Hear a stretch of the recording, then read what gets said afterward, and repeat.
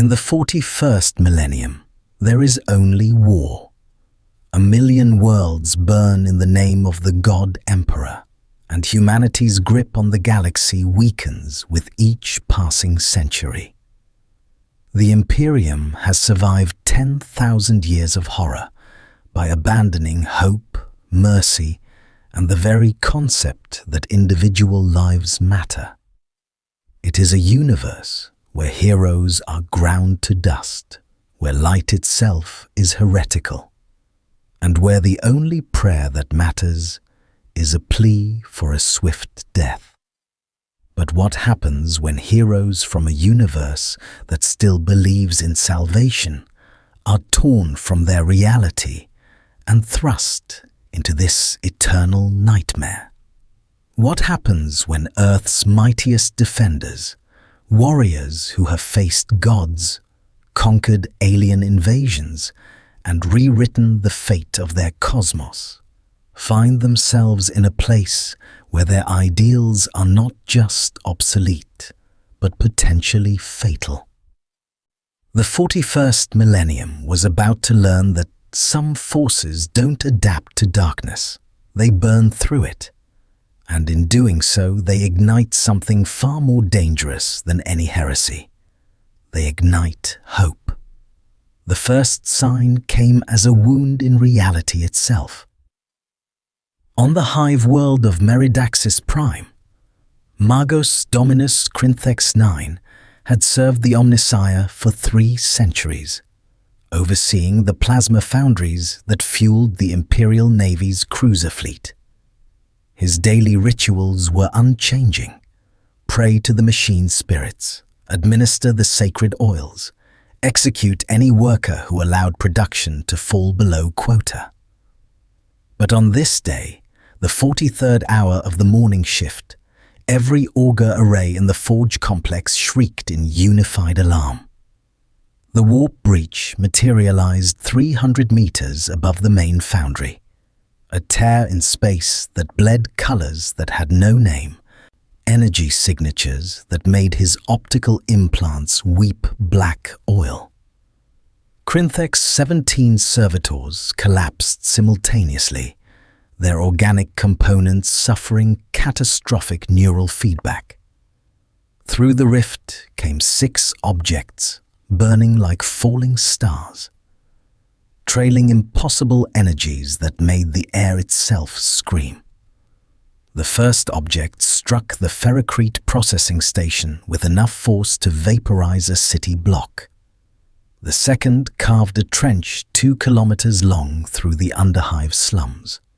The third, fourth, fifth, and 6th disappeared beyond the hive spire peaks, their impact tremors registering on seismic monitors across 3 continents. Crinthex transmitted emergency protocols to the planetary governor and Adeptus Arbites simultaneously. His message was concise. Reality breach. Unknown xenotech. 6 impact sites. Potential tech heresy or demonic incursion, requesting immediate inquisitorial involvement. He did not yet know he had just witnessed Earth's mightiest heroes crash into the 41st millennium. 4,000 kilometers north, shrine world of Hadrian's Reach, Thor Odinson opened his eyes to a sky the color of dried blood.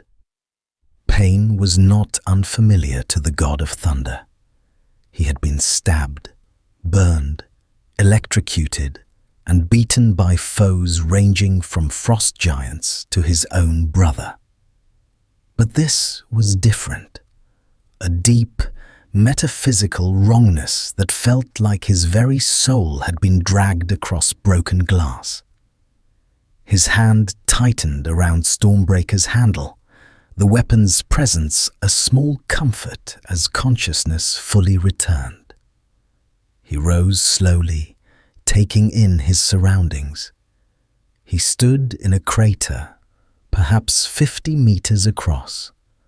The ground blackened and fused into glass from the energy discharge of his arrival. Beyond the crater stretched a city, but calling it such felt inadequate. It was a monument, a testament to architectural megalomania that made even Asgard's greatest halls seem humble. Cathedrals the size of mountains dominated the skyline, each one adorned with golden aquila symbols large enough to be visible from orbit. Statues of armored warriors, warriors that looked disturbingly human, yet impossibly large, stood sentinel at every intersection. The air itself thrummed with something that made Thor's divine senses recoil. A psychic weight, a collective faith so intense it had become almost tangible. "By the All-Father," he whispered, lightning crackling unconsciously around his arms.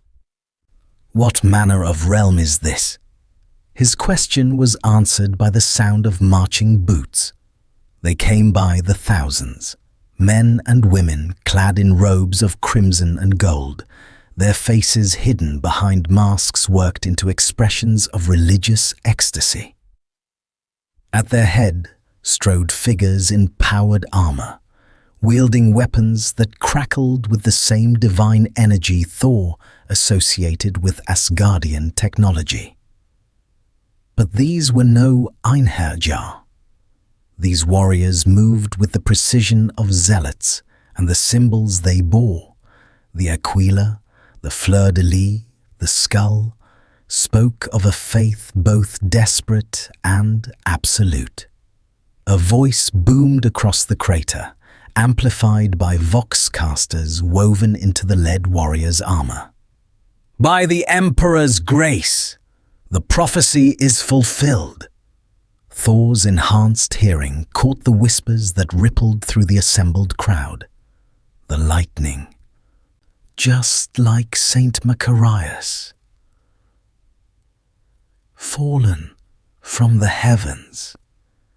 The Emperor's angel, the lead warrior, a sister superior of the Order of the Bloody Rose, though Thor had no way of knowing this, fell to her knees at the crater's edge.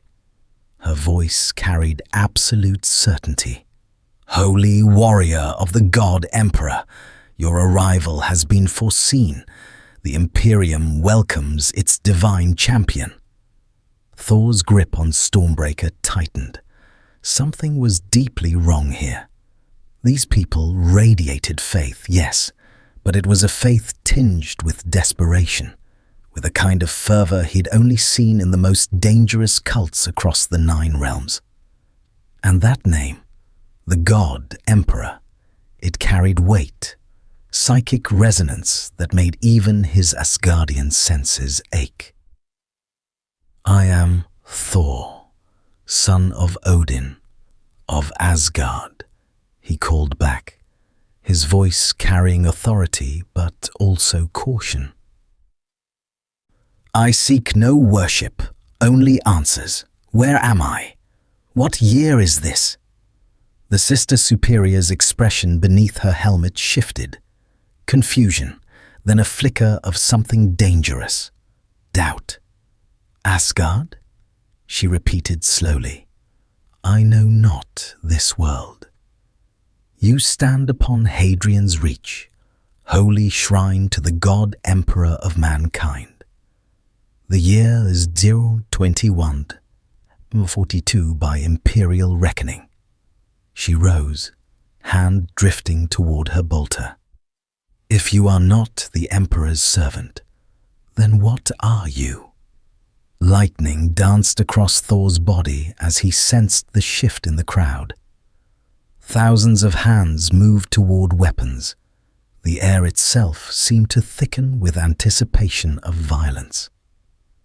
"I am a hero," Thor said simply. "A defender of the innocent. An Avenger." The Sister Superior's voice dropped to a whisper, that somehow carried across the entire assembly. There are no heroes in the 41st millennium, only the faithful and the damned. Hive World, Meridaxis Prime, Mechanicus Forge, District 17. Tony Stark's armor had saved his life exactly 4,218 times. The Mark 85 nanotech had weathered nuclear explosions, cosmic radiation, and direct hits from weapons that rewrote physics. But as consciousness returned and his HUD flickered to life, Friday's damage report made his blood run cold. "Boss, we have problems. Arc reactor at 78% efficiency and dropping. Nanotech reserves at 62%. External sensors detecting radiation signatures that don't match any known elements. Atmospheric composition includes particles that... Boss, I don't think these particles should exist in stable matter." Tony groaned, running a mental diagnostic. His armor had burrowed through what looked like an industrial complex, carving a tunnel through machinery so massive it made his armor feel like a toy. Everything was wrong. The technology around him was a bizarre fusion of advanced mechanics and religious iconography. Cables as thick as subway tunnels were wrapped in parchment covered in wax seals. Massive gear assemblies had skulls welded to their housings, and everywhere, there were prayers etched into the metal. "Friday, where the hell are we?" "Unknown, boss. Satellite connectivity, 0. GPS, offline. Cellular networks, non-existent. Attempting to interface with local systems. But these aren't conventional computers. The architecture is completely alien. It's like someone built advanced technology and then deliberately made it harder to use." Tony pushed himself upright, repulsors flaring to clear debris. His HUD tagged movement, lots of it. Figures emerged from the shadows of the forge complex, and what Tony saw made him question whether he'd actually survived the dimensional breach. They were human, mostly, but each one had been extensively modified with mechanical components that made his arc reactor look subtle by comparison.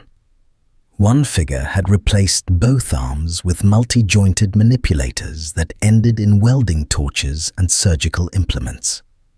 Another had removed the entire top of his skull, replacing it with a transparent dome through which Tony could see his brain floating in amber fluid, connected to processors via cable bundles.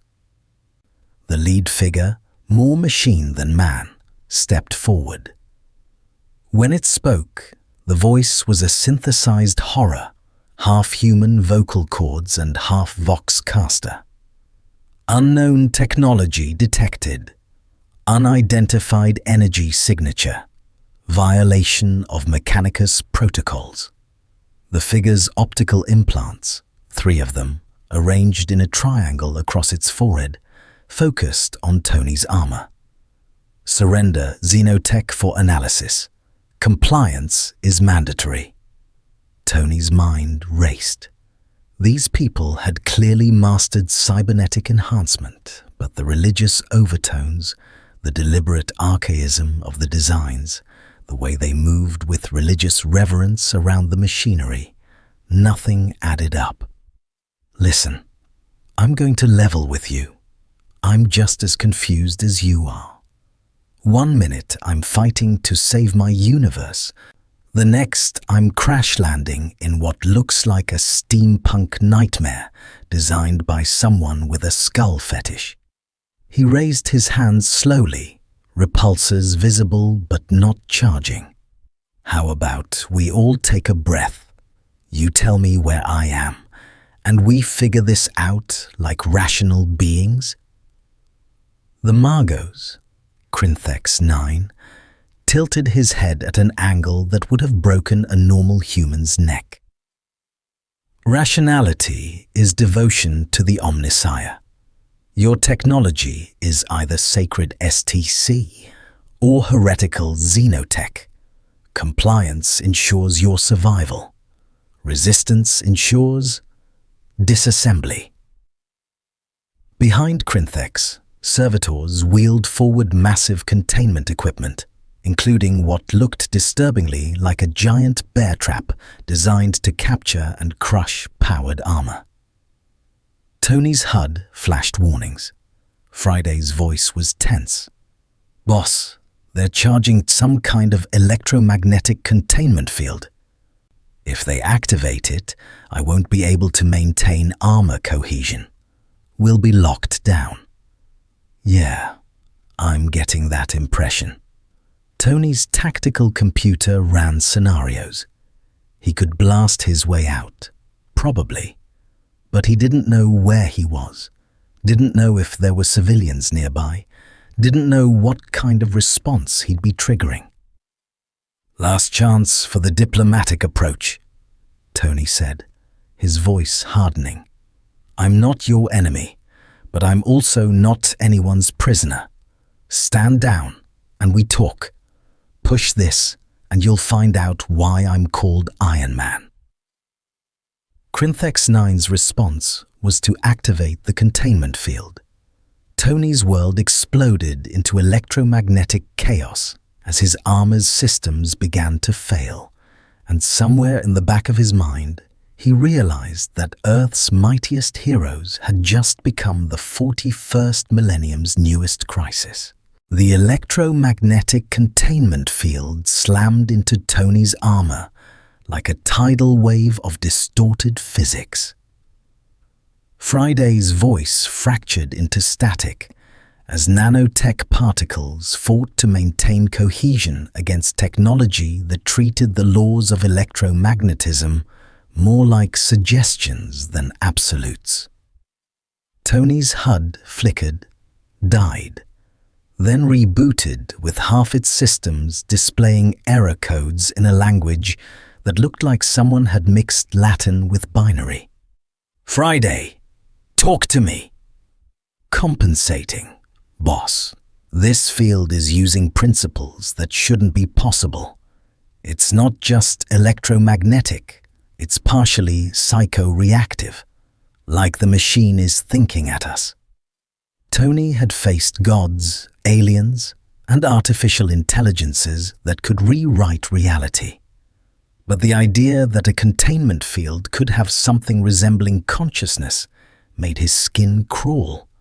Around him, the Mechanicus priests began chanting in that same bastardized Latin, their voices creating a harmonic that made the air itself vibrate. He had perhaps 3 seconds before complete system lock. "Override Alpha 9. Route all power to repulsors. Friday. I need 1 shot." "You'll drain the arc reactor to 40%, boss." "Then let's make it count." Tony angled his palms downward and fired.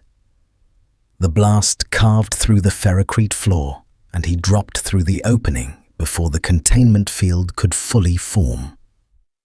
He fell through 3 levels of forge infrastructure, past massive furnaces tended by lobotomized workers with control rods grafted directly into their spines, past assembly lines where human hands had been replaced with precision tools, past chambers where the walls themselves seemed to pulse with a rhythm that matched the chanting above.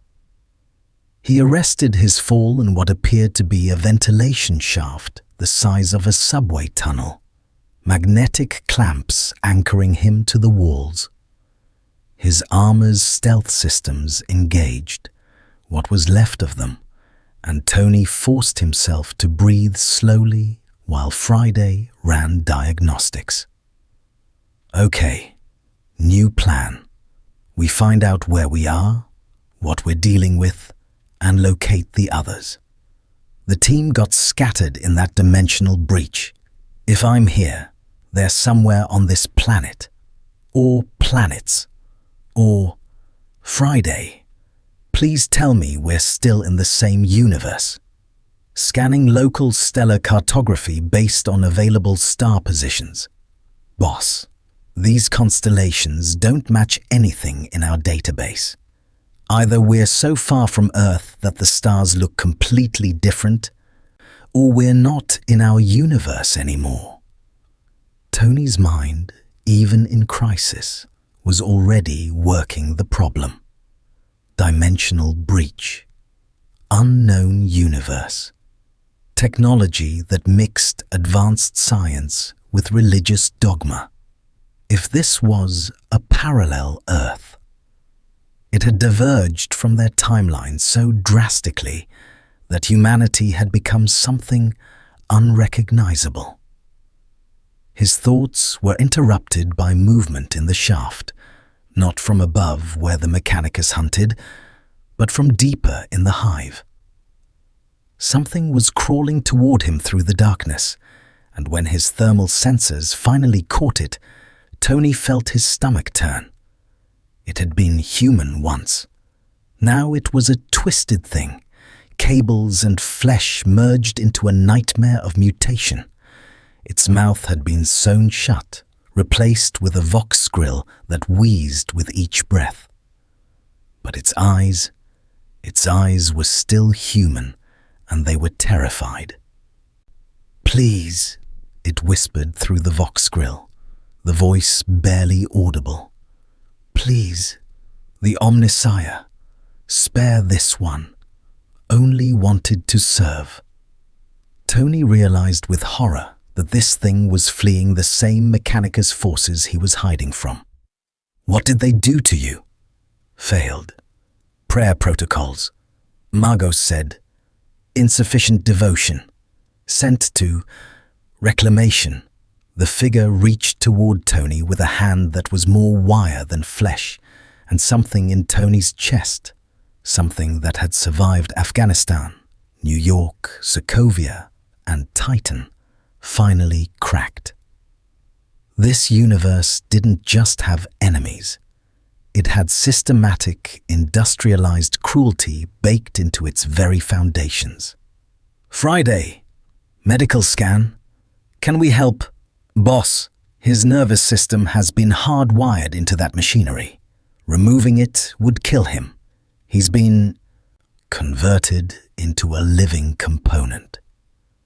The figure's hand touched Tony's armor, and in that moment, Tony Stark made a decision that would define everything that followed. He wasn't just going to escape this place. He was going to burn it down. "What's your name?" Tony asked quietly. "Designation: Servitor Theta 2221. Name: Forgotten. Emperor. Protect." The figure's systems failed, its body going limp as whatever had been keeping it alive finally gave out. Tony caught it gently, lowering it to the shaft floor.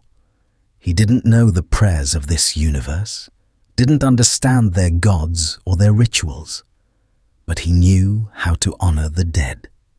"Friday, record this. When we get home, if we get home, someone needs to know what happened here." "Recording, boss. But I should mention, those Mechanicus forces are sweeping this sector. We need to move." Tony looked up toward where the priests hunted, then down into the depths of the hive, where millions of workers toiled in conditions that made the servitor's fate look merciful. His arc reactor pulsed, steady and bright in the darkness. "No more running. Friday, full system reboot. Reroute power from non-essential systems. I want weapons hot and targeting online." "Boss, we don't know what kind of response we'll trigger. This could start a war." Tony's voice was cold. Then let's make it a war worth fighting. War World Kratos 7. Orc-infested Badlands. Bruce Banner woke to the sound of explosions and the smell of fungus. His head throbbed with the familiar warning signs of an approaching transformation. Elevated heart rate, cortisol spike, the sensation of something massive and angry stirring beneath his skin. But as consciousness fully returned, and he took in his surroundings, Bruce realized the Hulk might be the least dangerous thing on this planet. The landscape was a war-torn hellscape that made the Battle of New York look like a minor skirmish. Craters stretched to the horizon, each one filled with the wreckage of vehicles that looked like someone had built tanks out of scrap metal and insanity. Crude fortifications dotted the terrain, constructed from materials that ranged from, obviously, stolen Imperial equipment to what appeared to be literal garbage welded into defensive positions. And everywhere, there were orcs. Bruce had fought aliens before. The Chitauri, the Outriders, various extraterrestrial threats that the Avengers had faced. But these creatures were something else entirely. They stood anywhere from 7 to 10 feet tall, massively muscled, with green skin that looked more like fungal growth than flesh. They wore armor that was a patchwork of metal plates, spikes, and what Bruce's scientific mind recognized as completely non-functional decorations that somehow seemed to work anyway. They were also currently trying to kill each other with enthusiastic abandon. "Oi! Dat git's got me shooter. Your shooter. I found it fair and square after I crumped ya." "You didn't crump me, you just hit me a bit." Bruce watched, stunned, as two massive orcs brawled over a weapon that looked like it would explode if anyone actually tried to fire it. Around them, dozens more orcs fought, laughed, and occasionally stopped to fire wildly at distant targets that Bruce couldn't even see. His scientific training kicked in despite the situation. These creatures were violating every principle of biology, physics, and common sense. Their weapons shouldn't function. The tolerances were completely wrong, the ammunition was mismatched, and several of the guns appeared to be just metal tubes with triggers attached. Yet when they fired, they worked. "Okay, Bruce," he muttered to himself, backing slowly away from the orc mob. "Just stay calm. Find shelter. Avoid conflict. Do not, absolutely do not, let the other guy out." A massive hand clamped onto his shoulder. Bruce turned to find himself face to face with the largest orc he'd seen yet.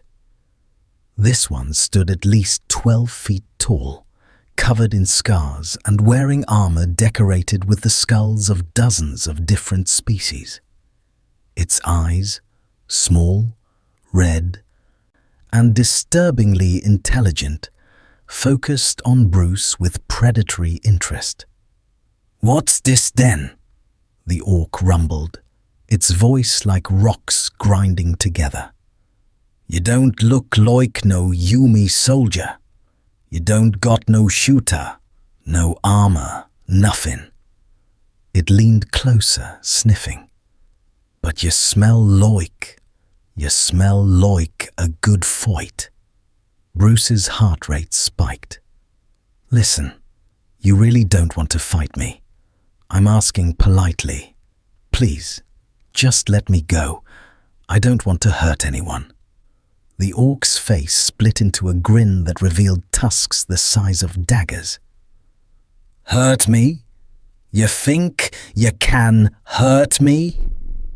It threw back its head and laughed, a sound that drew the attention of every orc within 100 meters. Oi, boys, this tiny Umi thinks he can scrap. The laughter spread through the mob like wildfire. Orcs abandoned their previous fights, turning their attention to this new entertainment. They began forming a circle, chanting something that sounded like a challenge and a celebration simultaneously. Bruce felt the transformation beginning.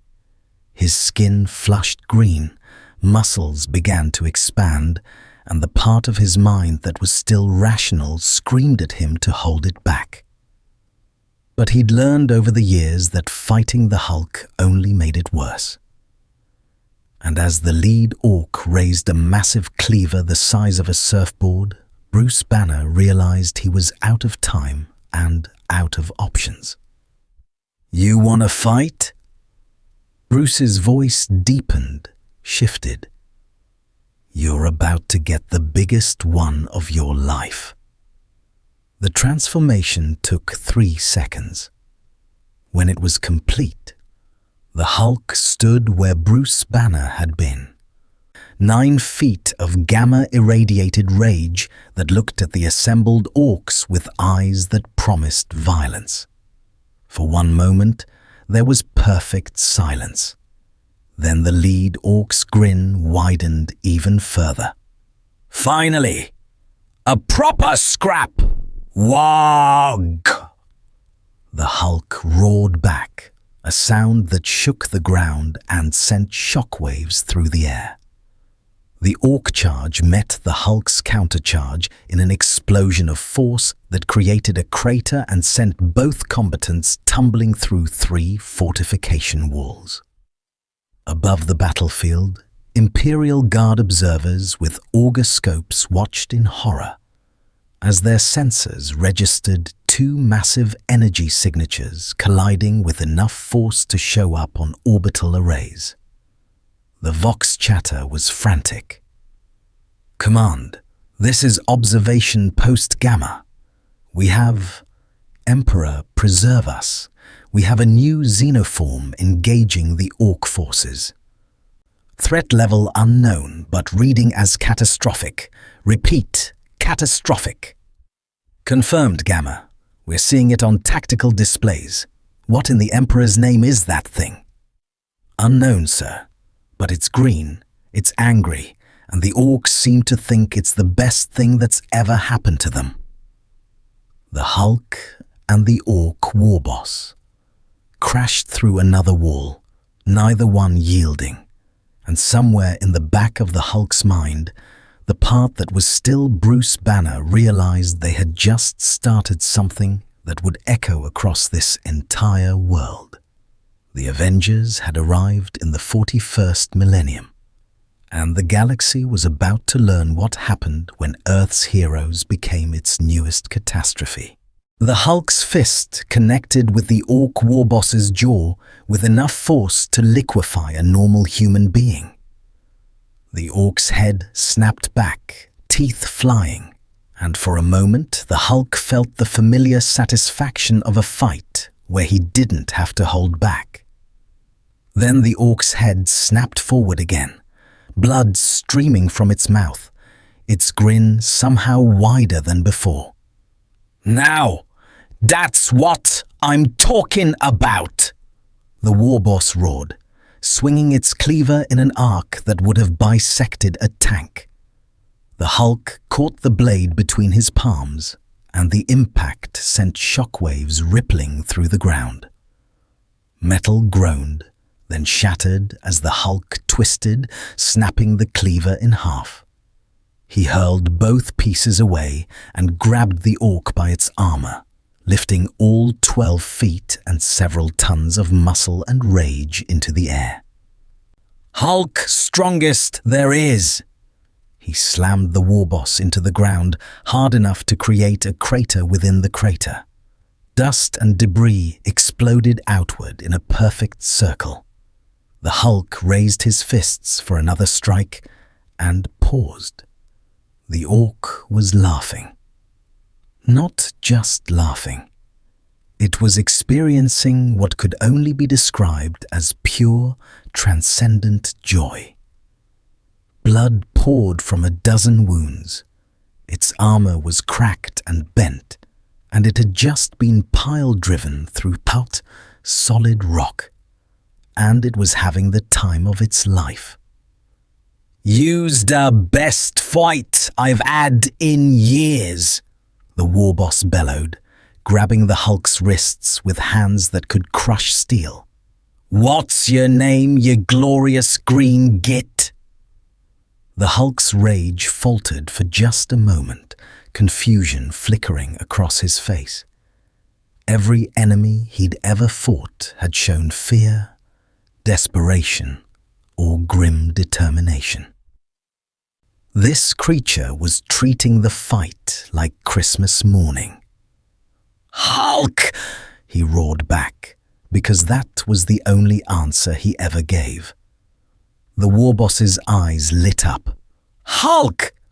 That's a proper orc name, that is! Listen up, boys!" It somehow managed to project its voice across the entire battlefield, while simultaneously wrestling with the Hulk. "This 'ere is Hulk. He's green, he's mean, and he's the best scrap we've seen. Show him what a real warg looks like." The response was immediate and terrifying. Every orc on the battlefield stopped fighting each other and turned their attention to the Hulk. But they weren't attacking, they were cheering. Hundreds of voices rose in a chant that shook the air itself. "Warg, warg, warg."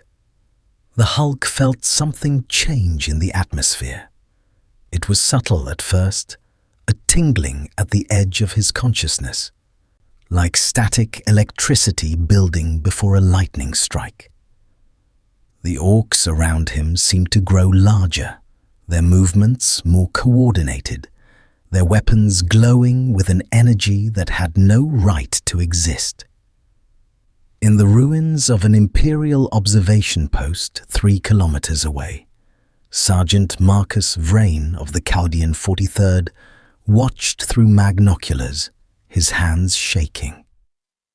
He'd been stationed on Krytos 7 for 2 years, fighting the greenskin menace in a grinding war of attrition that claimed thousands of guardsmen every month. He'd seen orcs tear through battle tanks, watched war bosses shrug off Lascanon fire, witnessed war energy turn ramshackle vehicles into functional war machines through nothing but collective belief. But this was different. "Sergeant," his Vox operator said, voice tight with barely controlled panic. "The warp sensors are going insane. Whatever that green creature is, it's causing the orc gestalt field to spike beyond anything we've recorded. They're treating it like, Emperor, preserve us, like a prophet." Vrain lowered the magnoculars, his tactical mind racing. The Imperium's xenobiologists had studied the orc phenomenon for millennia. The greenskins operated on a collective psychic field that defied logic. If enough orcs believed something would work, it worked. If they believed red vehicles went faster, they literally did. And if they believed they'd found the ultimate warrior, "Get me command. Priority Alpha. Tell them we have a potential WIG amplification event. If those greenskins consolidate around that creature, we're looking at a sector-wide threat." He raised the magnoculars again, just in time to see the Hulk throw the war boss through a rock formation. The orc crashed through Paul's solid stone, emerged on the other side, and charged back with even more enthusiasm. Around them, the mob was building into a frenzy, their chanting creating a sound that was part war cry, part religious fervor. Vrain had fought orcs for 2 years. He'd never seen them this unified, this focused. And the truly terrifying part?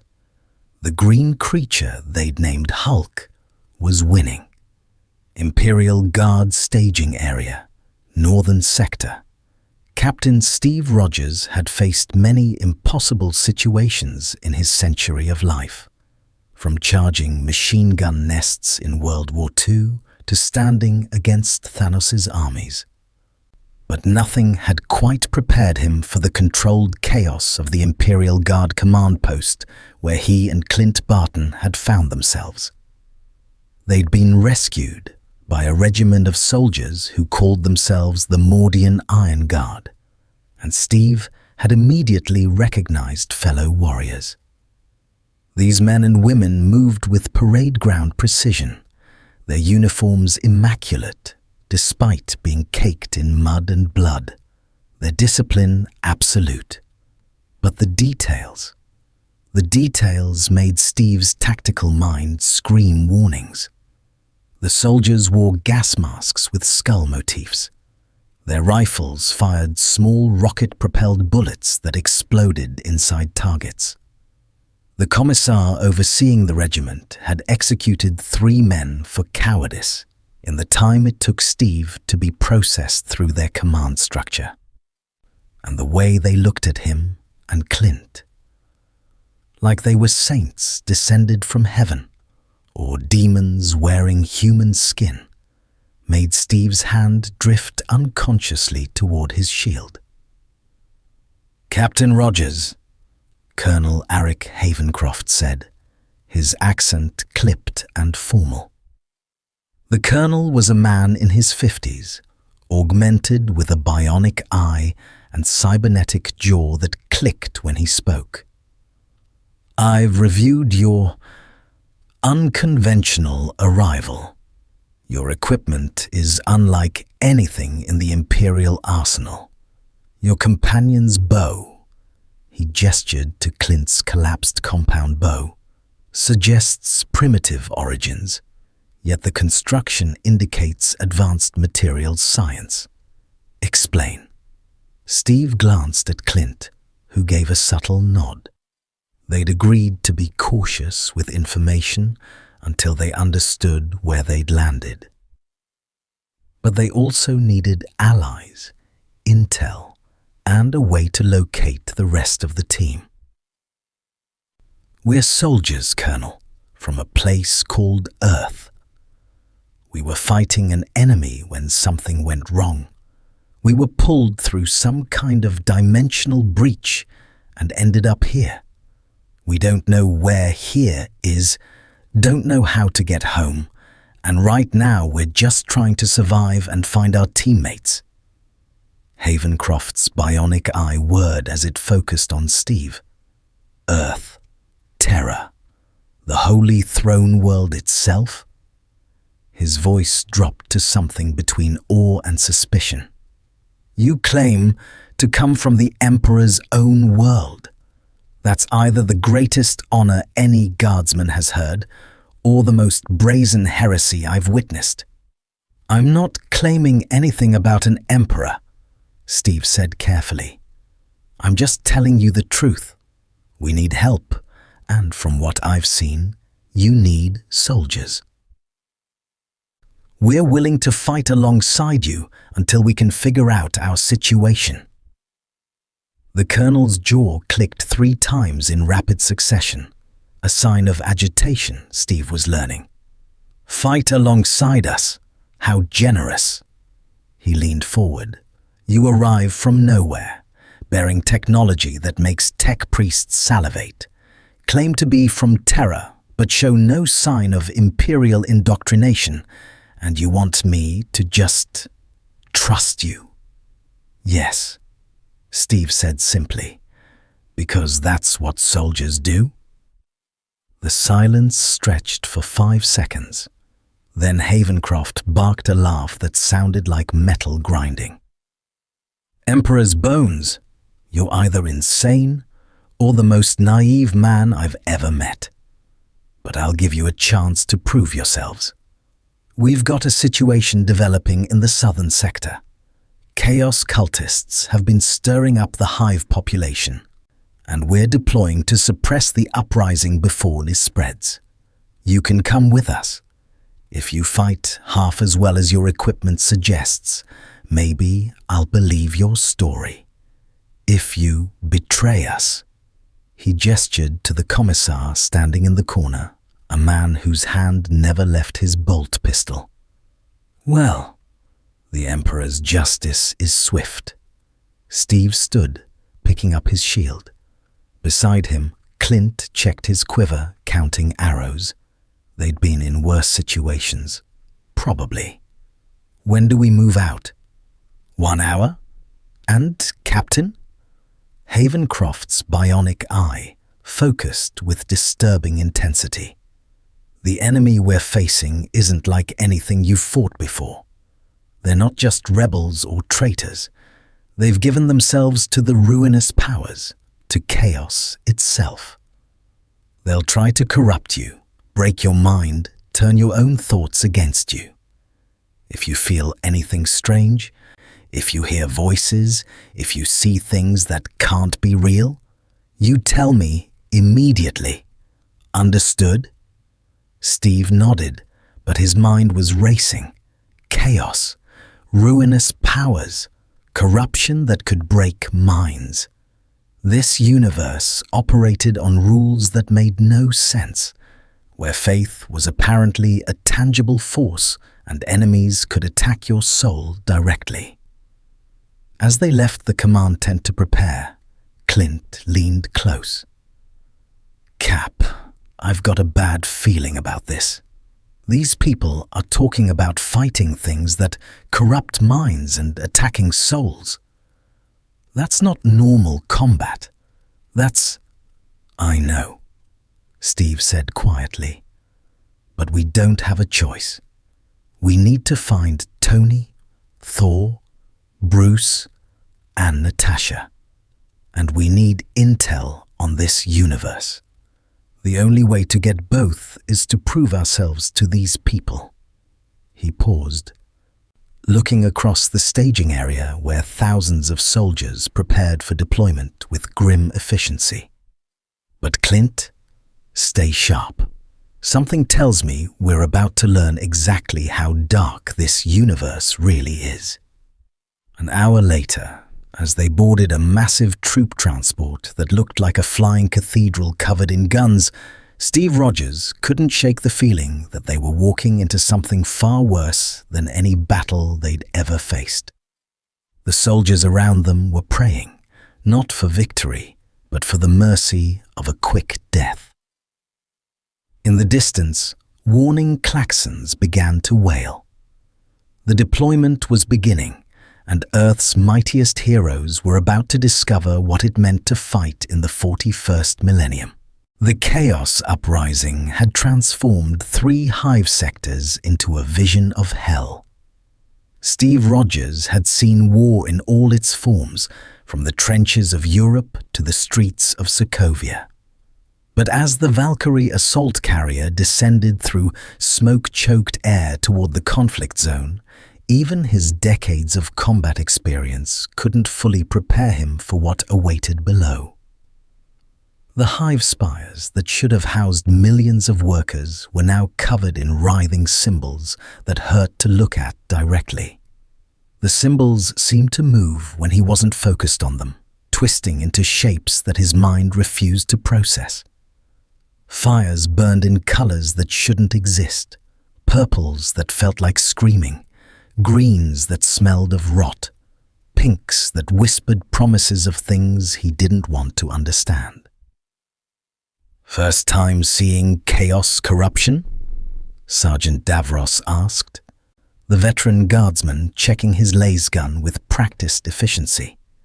His face was a mask of scar tissue, evidence of 20 years fighting the Imperium's wars. Advice: don't look too long. Don't try to understand the symbols. Don't listen if you hear voices. And if anyone near you starts talking about the truth or freedom from the Emperor's lies, shoot them immediately. Clint was at the carrier's gunport, scanning the terrain below with Archer's eyes. "Cap, we've got hostiles visible on the streets, thousands of them. And they're not moving like normal combatants. They're swarming, like they're being directed by a hive mind." "They are," Commissar Valen interjected, his bolt pistol gleaming in the red emergency lighting. The Commissar was a lean man with eyes like ice chips and a devotion that bordered on fanaticism. Chaos corrupts not just the body, but the soul. These were imperial citizens yesterday, workers, merchants, mothers, children. Today, they're vessels for demonic influence, willing slaves to the dark gods. They forfeited their humanity and their lives. Steve's jaw tightened. There has to be a way to save some of them. If this corruption can spread, maybe it can be reversed. "No." Valen's voice cut like a blade. "This isn't a disease that can be cured, Captain. This is spiritual damnation. The only mercy we can offer is death before they fall further into darkness." He raised his voice so the entire squad could hear. "Remember your training. Hold the line. Trust in the Emperor. The first man who breaks and runs gets my bolt pistol in his spine." The carrier hit turbulence as it descended, throwing everyone against their harnesses. Through the viewport, Steve watched as other carriers in their formation took fire from ground positions. Streams of what looked like corrupted energy that melted through armor plating like acid. 2 carriers to their left exploded in balls of purple flame, killing everyone aboard before they even reached the ground. 30 seconds to deployment," the pilot's voice crackled over the Vox. "Emperor, protect us all." Steve locked eyes with Clint across the carrier bay.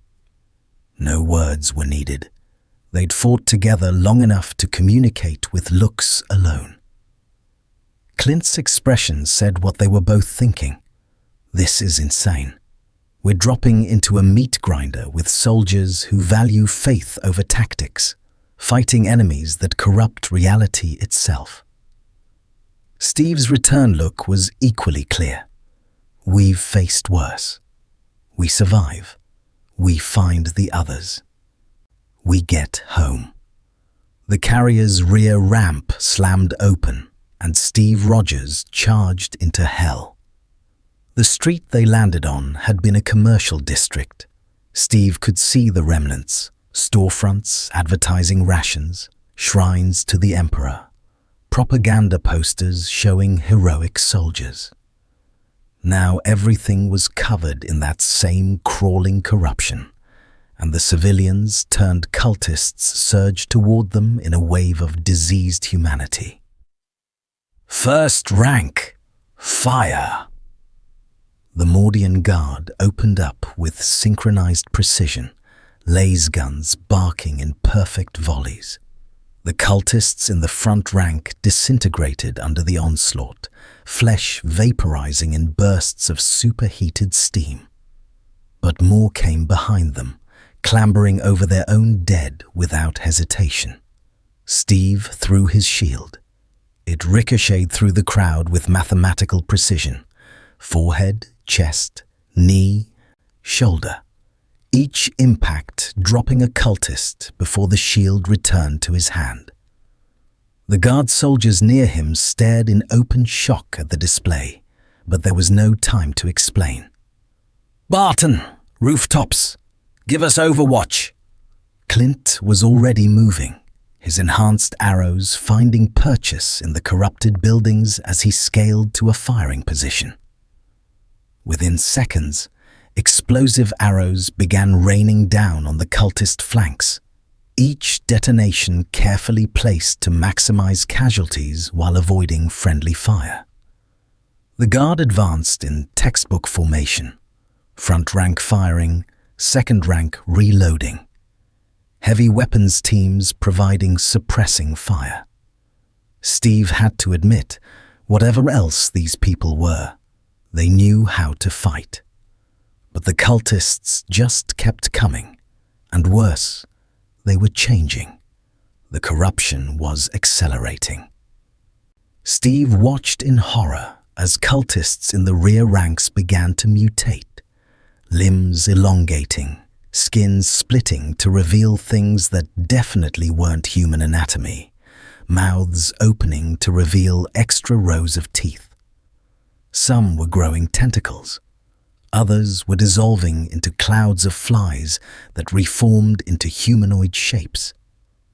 And all of them were chanting in unison words that made Steve's head throb with each syllable. "Chaos Space Marines!" someone screamed. Steve turned to see what could only be described as armored giants emerging from a side street. They stood at least 8 feet tall, clad in power armor that made Tony's Iron Man suit look lightweight. But where Tony's armor was sleek and technological, these suits were twisted monuments to excess, covered in spikes, chains, and symbols that seemed to bleed into reality. The armor itself appeared to be breathing. The lead giant carried a chain axe the size of a motorcycle. When it spoke, its voice was amplified to a volume that should have been impossible, and each word carried weight that pressed against Steve's mind like physical force. Blood for the blood god, skulls for the skull throne. It charged, and Steve moved to intercept on pure instinct. His shield met the chain axe in a shower of sparks, and the impact drove Steve back 3 feet, even as his enhanced muscles strained. The Chaos Marine, because that's clearly what it was, looked down at him with eyes that glowed red through its helmet lenses. "A champion," it growled. Finally. This slaughter was becoming tedious. Steve planted his feet and shoved back, using leverage and technique to force the Marine to step back. "I don't know what you are, but I've fought gods. You want to fight? Let's dance." The Marine laughed, a sound like grinding metal. "Gods? I serve a god of war himself. Let me introduce you to Khorne's blessings." The chain axe came around in a horizontal slash that would have bisected Steve if he hadn't dropped into a slide. The weapon passed inches over his head, and Steve used the momentum to sweep the Marine's legs, or tried to. It was like kicking a steel girder. The Marine didn't budge. "Impressive speed," the Marine acknowledged. "But speed without strength is nothing in the end. Let me show you true power." What followed was the most brutal close-quarters combat of Steve's career. The Chaos Marine was stronger, taller, and equipped with weapons that could shred him in seconds. But Steve had spent 70 years mastering combat, and he'd learned to fight smarter, not harder. He used the environment, ducking behind rubble that the chain axe pulverized, forcing the Marine to overcommit to strikes, targeting joints in the armor where flexibility required weaker points. His shield became an extension of his body, blocking, deflecting, and occasionally striking back when openings appeared. Around them, the battle raged. Clint's arrows found the eye lenses of another Chaos Marine, the explosive tips detonating inside the helmet and sending the giant crashing down. The guard were holding their lines, but barely. For every cultist killed, two more seemed to emerge from the hive's depths. "Captain!" Sergeant Davros shouted. "We need to pull back. Command is calling for an artillery strike on this sector." Steve blocked another chain-axe strike, the impact jarring his arms. "Artillery! There are still civilians in these buildings." "The civilians are dead or corrupted." Commissar Valen's voice cut through the chaos. "All that matters is containing the chaos taint. That's how war is fought in the 41st millennium." Steve's mind raced. The tactical situation was clear. They were outnumbered. The enemy was mutating into progressively more dangerous forms, and reinforcements weren't coming. Standard doctrine said retreat, call in support, contain the threat. But that meant condemning everyone in this sector to death by bombardment. It was the kind of decision the Avengers had spent years trying to avoid. Save everyone. Find another way. Never give up on innocence. But this wasn't his universe. These weren't his rules. "How long until artillery strike?" Steve demanded. 15 minutes, Valen replied. "We need to be clear of the impact zone in 10. Steve made his decision. "Barton, we're extracting. Everyone pull back by squads, alternating fire support." He drove his shield's edge into his opponent's knee joint, creating just enough space to disengage. "But we're taking any survivors we can find with us." "Captain, that's an order, Commissar. We don't abandon people who can still be saved." For a moment, the Commissar's hand drifted toward his bolt pistol, the weapon he used to execute cowards and traitors. Steve met his eyes steadily, shield ready. The message was clear. Try it. Valen's jaw worked silently, then he barked into his vox. "All units, begin tactical withdrawal. Any civilians found uninfected are to be escorted to evacuation point Theta." The guard responded with drilled precision, falling back in good order while maintaining suppressing fire.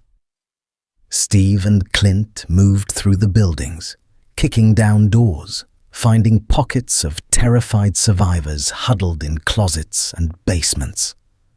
Most were too corrupted to save, their eyes reflecting the wrong colors, their skin beginning to split. But a few, a precious few, were still clean. An elderly woman clutching prayer beads, 2 children hiding under rubble, a guardsman who had been separated from his unit and fought off cultists with a broken combat knife. Steve got them all moving toward the extraction point, shield deflecting incoming fire, his super soldier physiology allowing him to carry 2 children while fighting. They made it to the carriers with 3 minutes to spare. As Steve helped load survivors, Colonel Havencroft approached, his bionic eye studying Steve with new intensity. "That was either the bravest or most foolish thing I've seen in 30 years of service, Captain. You risked your life and my men's lives for 17 civilians." Steve was too exhausted to filter his words. "Where I come from, Colonel, 17 lives matter. Every single one." Havencroft was silent for a long moment. Then, surprisingly, he smiled, a bitter, sad expression. "Maybe you really are from Terra. From the Terra of Legends, before it became the corpse-worshipping nightmare it is now." He offered his hand. "You fight well, Captain Rogers, and you fight with honor. In this universe, that's rarer than you know." Steve shook the hand, feeling the servo motors in the Colonel's cybernetic grip. Behind them, the artillery strike began, shells screaming down from orbit, turning the corrupted sectors into lakes of fire. Clint appeared at Steve's shoulder, checking his remaining arrows. "We saved some people today, Cap. That's a win." 17 people, Steve said quietly, watching the flames. "Out of how many thousands?" "In the 41st millennium," Commissar Valen said, overhearing. 17 saved souls is a miracle. Welcome to our galaxy, Captain. I hope your idealism survives what comes next."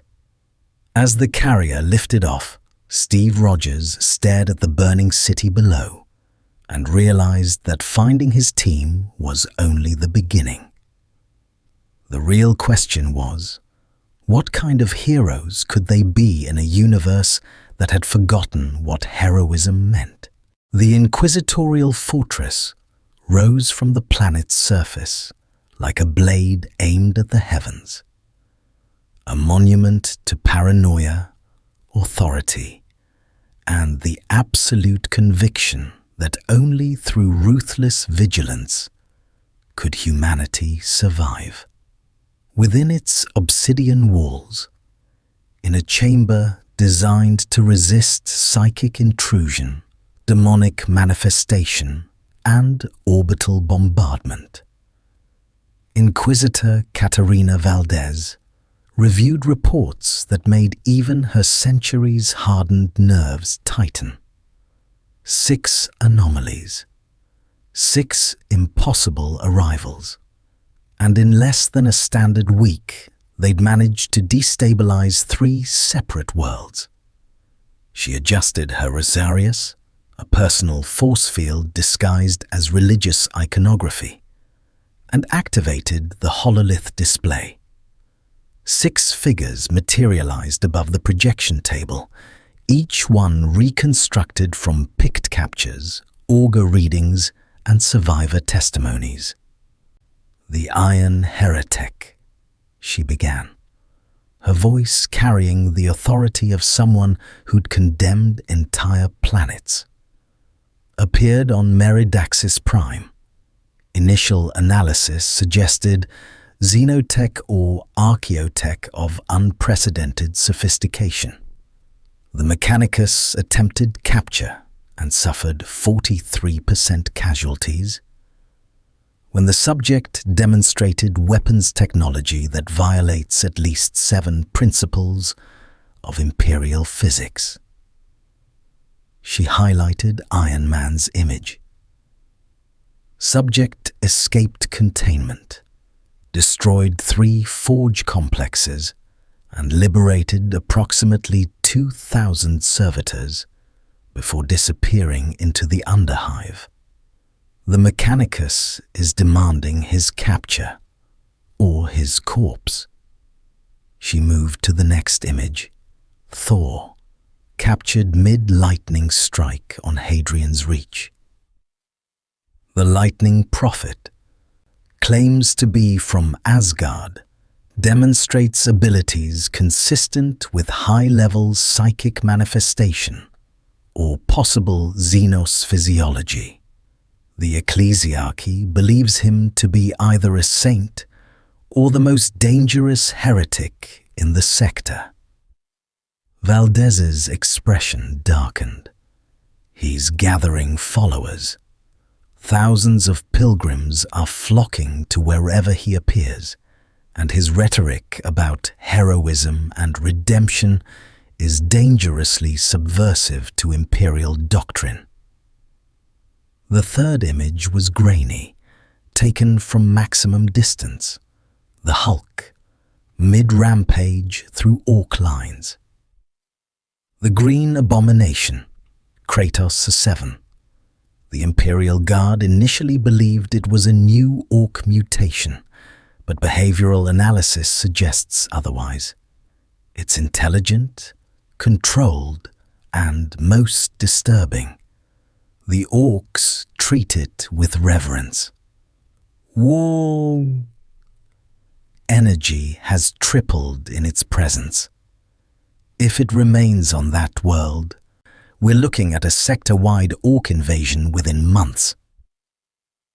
Captain America's image appeared next, shield raised in mid-combat. The shield-bearer, embedded with Imperial Guard forces fighting Chaos incursion on Hive-world Tertius, demonstrated superhuman combat abilities, tactical brilliance, and, this is critical, an ideological commitment to preserving civilian life that directly contradicts military necessity. He's already influenced Colonel Havencroft's regiment. His presence represents ideological contamination. Hawkeye's image was less clear. A figure on a rooftop, bow drawn. The archer, minimal data, but confirmed working in concert with the shield-bearer. Primitive weapon technology, but enhanced to lethal effectiveness. Preliminary psych profile suggests deep loyalty to his companions. The final images were partial reconstructions, blurred figures that the system struggled to resolve. 2 additional anomalies detected, but not yet located. Energy signatures suggest one may be on Forge World Ryzan, the other's location unknown. Valdez deactivated the display and turned to her assembled kill team. 6 individuals who represented the Inquisition's most lethal assets. An Eversaw assassin, barely restrained by neural conditioning. A crusader wielding a power sword that had killed a demon prince. A psyker whose eyes had been replaced with augmetic sensors to prevent possession. A tech priest loyal to the Inquisition over the Mechanicus, a sister of battle from the Order of the Valorous Heart. And a space marine on loan from the Death Watch, a Raven Guard veteran named Corvus Malik. Analysis, Valdez commanded. The tech priest spoke first, his vox voice modulated to remove all emotion. The Iron Heretic's technology surpasses standard template construct specifications. If his armor could be captured intact, the Mechanicus could advance weapons development by centuries. However, his demonstrated intelligence and combat capability make capture probability less than 12%. The lightning prophet is the greater theological threat, the sister of battle countered. Her name was Celestine, not to be confused with the living saint, but bearing the same fervent conviction. His words spread like wildfire through the faithful. He speaks of justice and mercy as if they supersede the emperor's will. Already, 3 cardinals have requested clarification on whether he should be venerated or executed. Corvus Malik, the Deathwatch Space Marine, assessed with cold tactical precision. They fight as a coordinated unit. Scattered deployment was strategic. Whether by design or accident, they've created multiple simultaneous crises that divide our response capability. If they reunite and consolidate their forces, threat assessment increases exponentially. Then we prevent that reunion, Valdez said simply. But first, we need to understand what they are. Xenos? Mutants? Warp-touched? Something else entirely? She activated a secondary hololith, this one showing psychic resonance patterns. This is where it becomes interesting.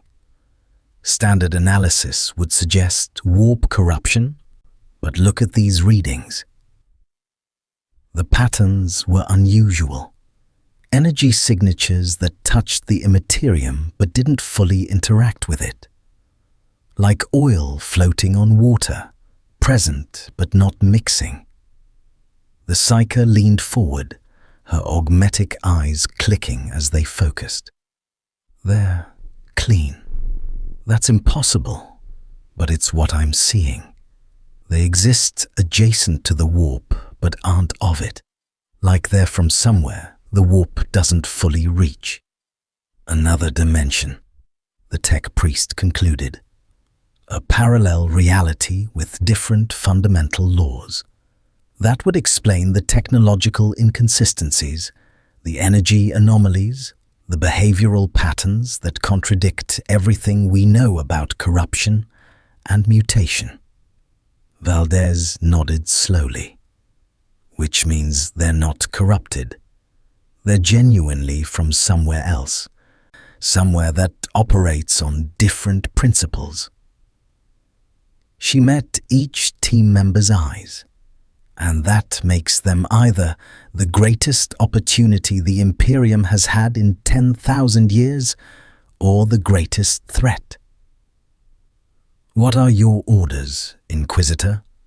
Corvus Malik asked. Valdez made her decision. "Capture, not kill. I want them alive and contained. We'll use a 3-stage operation. First, we locate and isolate them. Second, we deploy containment teams with null field generators to suppress their abilities. Third, we bring them here for interrogation and judgment." She paused.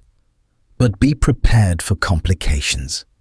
These individuals have already demonstrated that they won't surrender easily. And if they do reunite before we can contain them, then we pray the Emperor protects," Sister Celestine finished. "No," Valdez corrected. "If they reunite, we escalate to exterminatus protocols. Better to lose 6 worlds than risk whatever they might become if they consolidate power." Underhive Meridaxis Prime, 3 days later. Tony Stark had spent those 3 days learning everything he could about this nightmare universe. He'd hacked into data streams, though hacked was generous given how primitive and arcane the encryption was. He'd interrogated servitors whose minds were still partially functional. He'd even managed a cautious dialogue with an Underhive gang leader who traded information for technology repairs. What he'd learned made him wish he hadn't.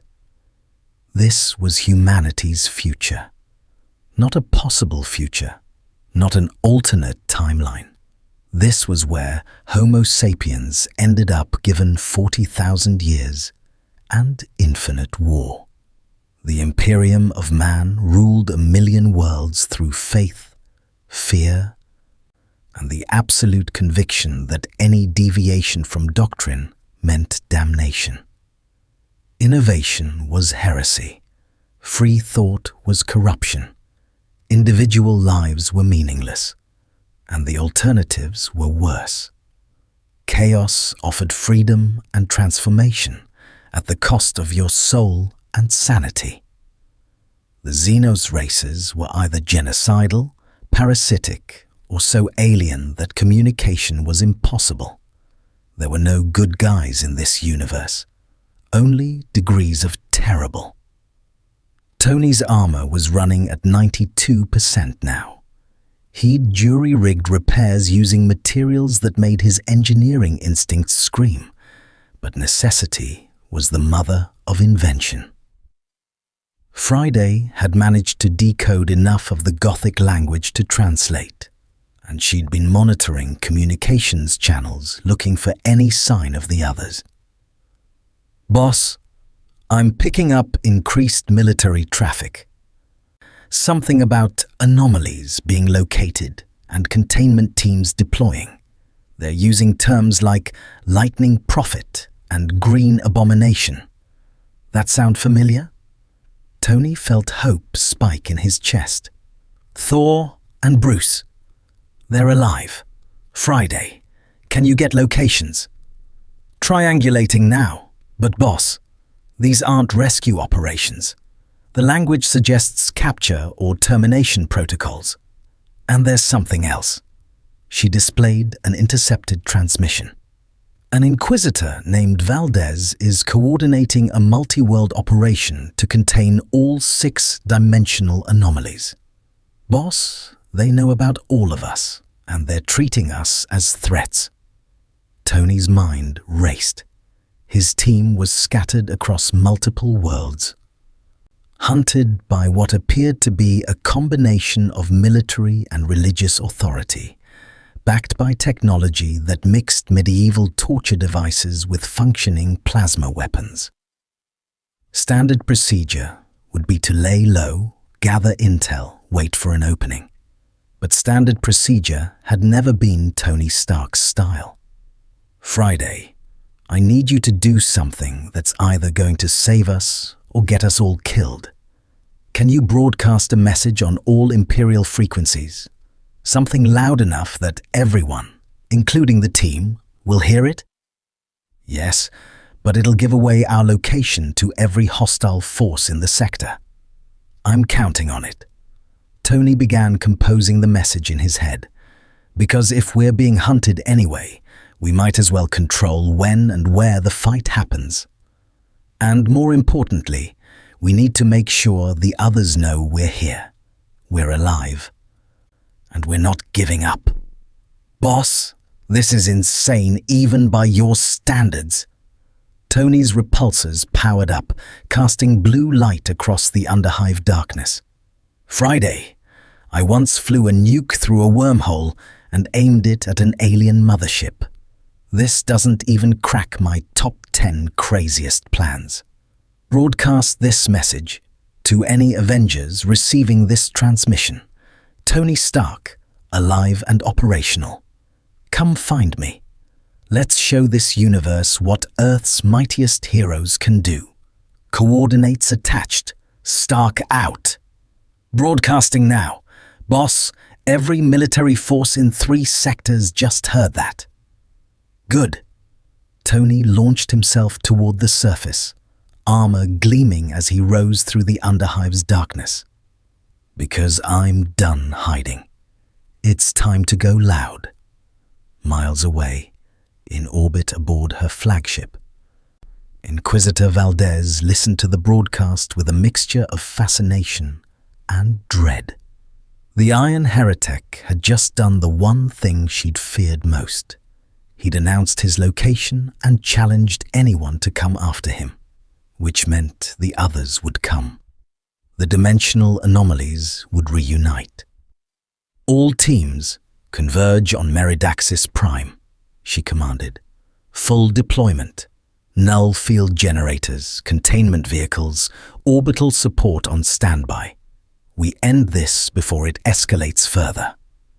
But as she gave the orders, a small voice in the back of her mind whispered a question she couldn't quite silence. What if we can't? On 3 different worlds, the remaining Avengers heard Tony's message. Thor's lightning intensified with renewed hope. Steve's grip on his shield tightened with determination. Bruce felt the Hulk stir with recognition. Clint allowed himself a brief smile. And somewhere in the shadows, Natasha Romanoff, who had been working her way through Imperial intelligence networks with the patience of a master spy, finally made her move. The Avengers were coming together, and the 41st millennium was about to discover what happened when you cornered heroes who refused to quit. The convergence began at dawn on Meridaxis Prime. Though calling it dawn was generous for a hive world where the sun was a pale rumor filtered through kilometers of industrial smog. Tony had chosen his battlefield carefully. The Manufactory District's central plaza, a space large enough for a proper fight, but surrounded by abandoned facilities that would limit civilian casualties. His armor gleamed in the chemical-tainted light as Friday ran final diagnostics. Around him, hundreds of murder servitors and gun drones took up positions.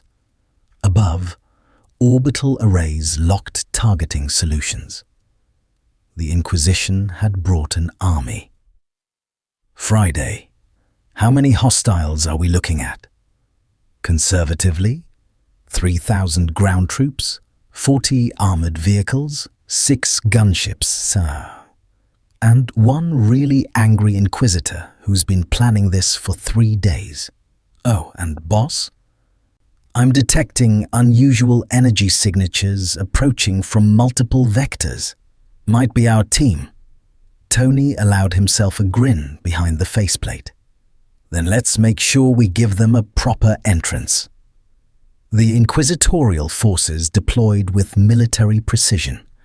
Valdez herself descended via Valkyrie, flanked by her kill team. Her voice boomed across the plaza through Vox amplification. Iron Heretic, you are charged with tech heresy, destruction of imperial property, and ideological corruption. Surrender immediately, and you will be granted the Emperor's mercy, a swift death. Tony's external speakers crackled to life. You know, I've been called a lot of things. Genius, billionaire, playboy, philanthropist. But heretic is new. I'm going to go ahead and decline your generous offer. How about instead, you let me and my friends leave peacefully, and we all pretend this universe-hopping accident never happened? There is no peace with heresy, Valdez replied. Kill team, advance. Null field generators to maximum. Bring him down. The Eversaw assassin moved first, a blur of chemically enhanced murder that crossed the plaza in seconds. Tony's targeting systems barely tracked it before the assassin was inside his guard, power blades carving for the joints in his armor. Tony engaged repulsors at point-blank range, but the assassin twisted mid-air, using the blast to accelerate into a corkscrewing strike that actually carved through nanotech. Okay, that's new. Then the null field generators activated, and Tony's world became static. Every system flickered. The arc reactor stuttered. Friday's voice dissolved into fragments. For a terrifying moment, Tony was just a man in an expensive metal coffin, surrounded by enemies who wanted him dead or worse. The Eversaw capitalized immediately, blades finding purchase, beginning to systematically dismantle the armor piece by piece. A hammer made of lightning shattered the assassin across the plaza. Thor descended like a god of old, Stormbreaker trailing electricity that arced across every metal surface. His eyes blazed with divine power, and when he spoke, his voice carried the weight of thunder. Stark! I heard your call across the stars! He landed beside Tony, lightning surging outward and frying the nearest null-field generator. Though I must say, your timing for reunions could be better. Tony's systems rebooted, nanotech flowing back into place. Thor, you magnificent long-haired disaster. Never thought I'd be so happy to see you wreck my dramatic entrance. Incoming, Friday warned. The Hulk arrived like a meteor, cratering the plaza edge where he landed. He'd been riding an orc transport, which he'd apparently stolen or commandeered through the universal language of punching things really hard. The big green powerhouse surveyed the scene, cracked his knuckles, and grinned. Hulk found Metal Man and Thunder Man. Now Hulk smash puny soldiers. Bruce, buddy, you have no idea how good it is to see you, Tony called, even as he engaged 3 gun servitors simultaneously. Steve and Clint burst from a side entrance, having infiltrated through the underhive tunnels. Steve's shield was already flying, taking down a heavy weapons team before returning to his hand. Clint's explosive arrows found gunship engines with impossible precision. "Avengers!" Steve shouted, falling into formation with the others like no time had passed. "We need to secure an exit. These people aren't going to stop." "Actually, Captain, I believe we're past securing exits," a female voice interrupted. Natasha Romanoff emerged from the shadows behind Inquisitor Valdez's position, having somehow infiltrated the Inquisitorial command group. Her widow's bites were pressed against two key officers, her expression calm despite being outnumbered 1,000 to 1. "Been doing some reconnaissance. These people answer to higher authorities, and killing them just brings more. We need leverage." Valdez turned slowly, impressed despite herself. Impressive infiltration, but leverage implies negotiation is possible. It isn't. "Then we have a problem," Natasha replied, "because my friends don't quit, and you've brought enough firepower to level this district. How many civilians die when this goes wrong?" The Inquisitor's expression flickered, just for a moment, with something that might have been conscience. But duty won. "All deaths in the Emperor's service are sacred. Even the unnecessary ones?" Steve interjected, shield raised but not yet thrown. "Inquisitor, we're not your enemies. We're not chaos cultists or demons or whatever you think we are. We're soldiers, same as you, who got torn from our home and dumped into a universe we don't understand. All we want is to survive and maybe, just maybe, find a way home."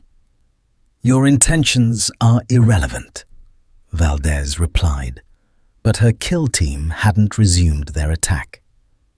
"Your mere presence destabilizes Imperial worlds. The Mechanicus is fractured over your technology. The Ecclesiarchy is split on whether to worship or execute the Lightning Prophet. The Orcs are consolidating around the Green Abomination. You're catalysts for chaos whether you intend it or not." Thor stepped forward, and something in his bearing, something divine and ancient, made even the Space Marine pause. "I have walked 9 realms and stood before kings, monsters, and gods. I have learned that true strength is not in conquest, but in the courage to choose mercy when vengeance would be easier." His eyes met Valdez's. "We have fought your enemies, saved your people, bled for strangers in a universe that is not our own. If that makes us heretics in your eyes, then your empire is already damned." The plaza fell silent.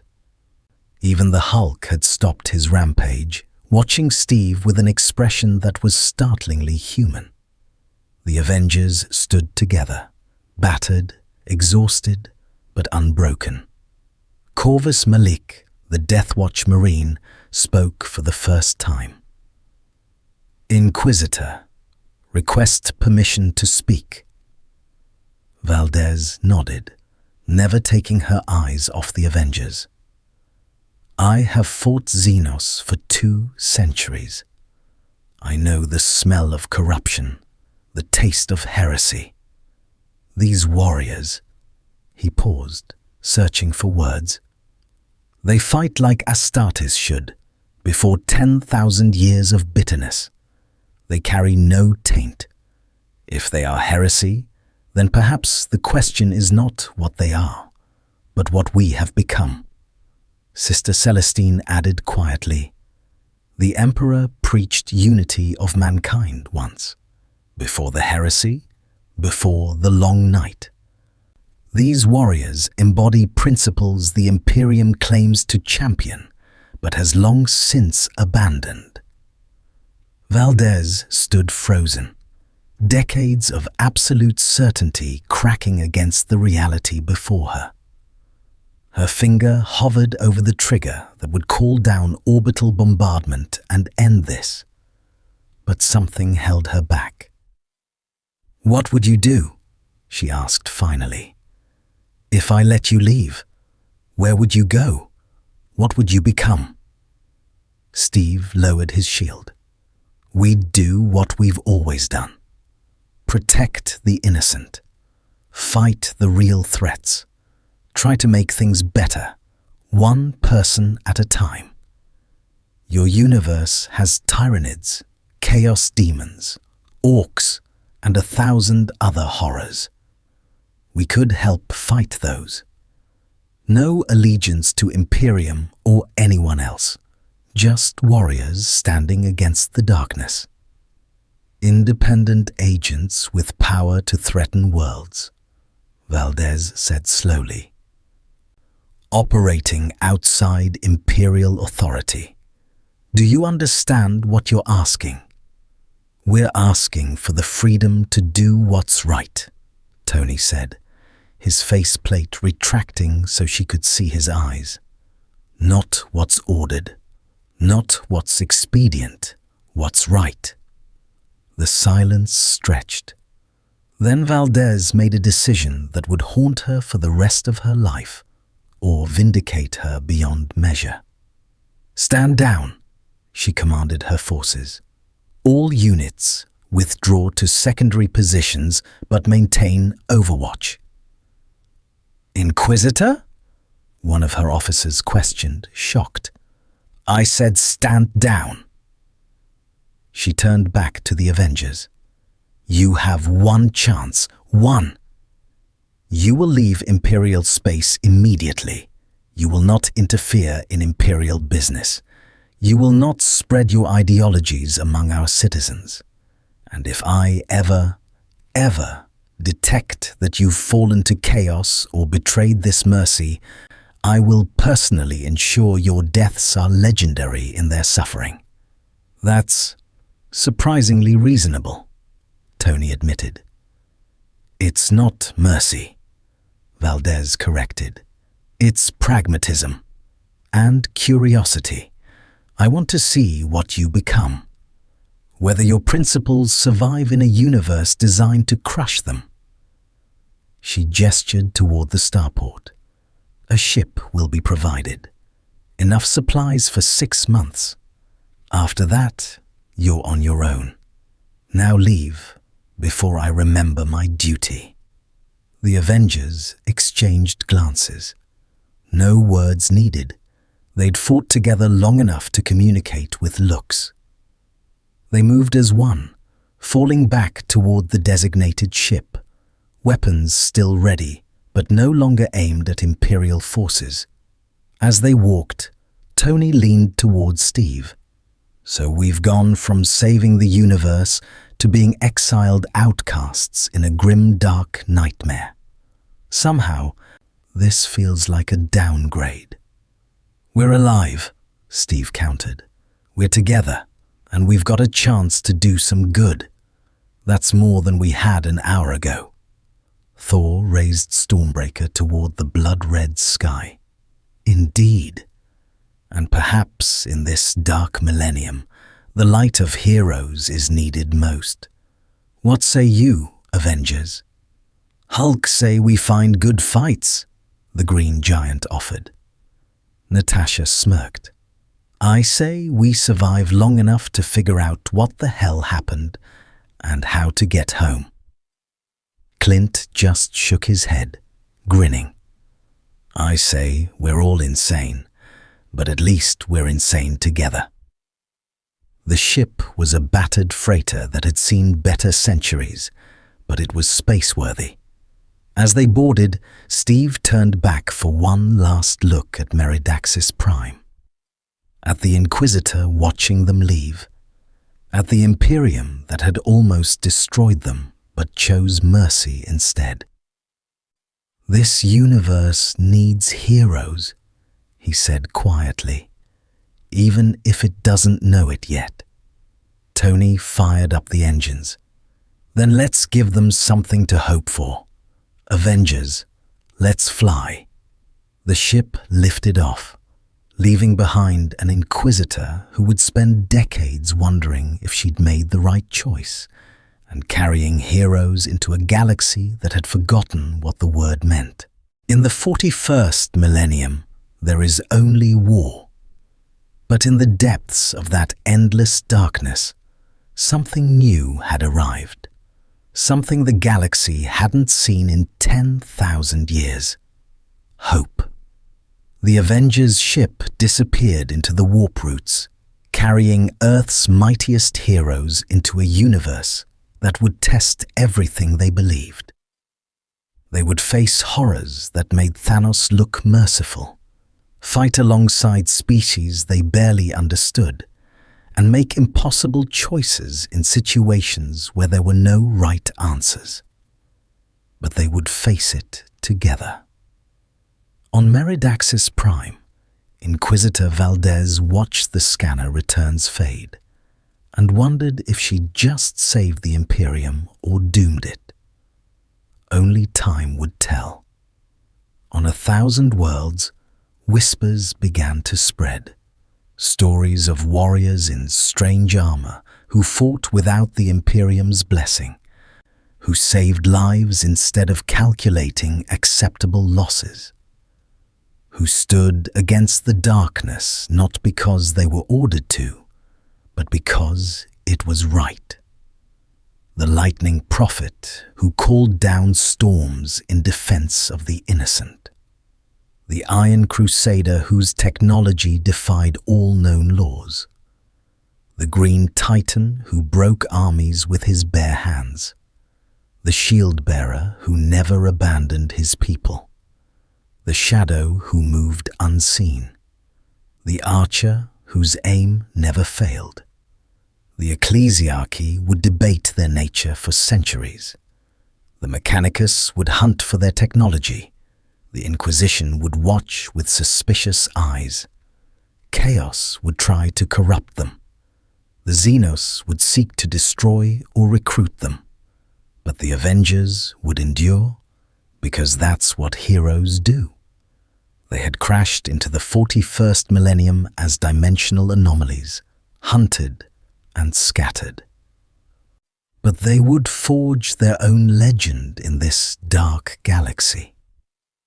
Not as servants of the Imperium or agents of chaos, but as something this universe desperately needed and had almost forgotten. Champions who believed that every life mattered, that hope could exist even in hell, and that sometimes the greatest heresy is refusing to give up on humanity's better nature. The Avengers had landed in Warhammer 40K, and the galaxy would never be the same. The Emperor protects. More stories await. If you enjoyed the ride through the grimdark, feel free to subscribe to this channel, like the video, and turn on notifications. You'll get an alert every day at 6 p.m. EST when new stories drop. Your support helps keep these tales alive in a universe where hope is in short supply.